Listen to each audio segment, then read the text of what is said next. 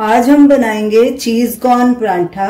उसके लिए मैंने ये 1 कप फ्रोजन कॉर्न्स लिए हैं। इन्हें 2-3 मिनट बॉईल कर लिया। आप इसके बदले फ्रेश कॉर्न्स भी ले सकते हैं। सबसे पहले इन्हें हम कोर्सली ग्राइंड करेंगे। एक मिक्सर जार लेंगे, इसमें ये कॉर्न्स डालेंगे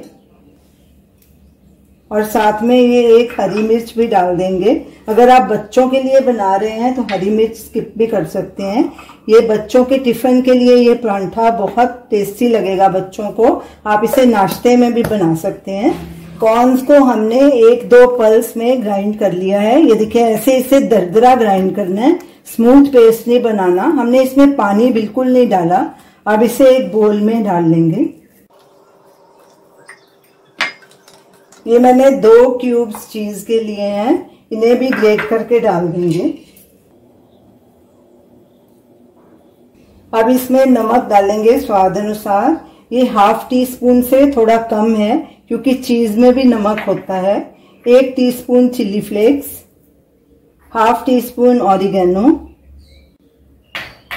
2 टीस्पून ये हरा धनिया। ये मेरे पास फ्रेश धनिया नहीं था, मैं सर्दियों में धनिया सुखा के रख लेती हूँ और उसे साल भर के लिए स्टोर कर देती हूँ। इसका वीडियो हमने डाला हुआ है कि धनिया को साल भर स्टोर कैसे करना है, आप स्क्रीन पे देख सकते हैं। अब इन सब चीजों को अच्छे से मिक्स करेंगे। ये देखिए, साल भर भी ये धनिया हरा भरा रहता है। जब मेरे पास नई धनिया फ्रेश होता तो मैं यही धनिया इस्तेमाल करती हूँ। सब चीजें अच्छे से मिक्स हो गई हैं, हमारी स्टफिंग तैयार है। तो चलिए परांठे बनाना शुरू करते हैं। मेरे पास ये गेहूं का आटा गूंथा हुआ पड़ा था। आप फ्रेश भी गूंथ सकते हैं। अगर आप फ्रेश आटा गूंथ रहे हैं तो उसे रोटी या परांठा बनाने से 10 मिनट पहले जरूर ढक के रखिए। उसे रेस्ट देना बहुत जरूरी होता है। अब इसमें से एक पेड़ा लेंगे, पेड़े को गोल करेंगे, फिर से सूखा आटा थोड़ा लगाएंगे और इसे गोल बेलेंगे। तवे को मैंने गैस पे गरम होने के लिए सिम पे रख दिया है। अब इसमें ये स्टफिंग डालेंगे। आपको जितनी चाहिए आप डाल सकते हैं, कम या ज्यादा। अब इसे सब तरफ से ऐसे बंद कर देंगे। ऐसे दबा देंगे, ऊपर से सूखा आटा लगाएंगे और इसे फिर से बेलेंगे। इसे थोड़ा पतला बेलेंगे। पराठे को हमने बेल लिया है, तवा भी हमारा गर्म हो चुका है। अब पराठे को तवे के ऊपर डालेंगे।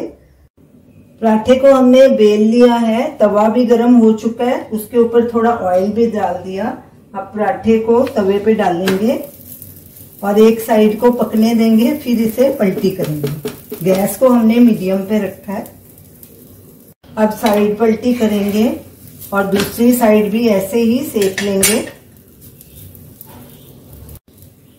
अब फिर से इसकी साइड पलटी करेंगे और ऊपर ऑयल लगाएंगे। ऑयल को सब तरफ फैला देंगे। फिर से साइड पलटी करेंगे और दूसरी तरफ भी ऑयल लगाएंगे और इसी तरह उलट पलट कर दोनों तरफ से गोल्डन ब्राउन होने तक सेक लेंगे।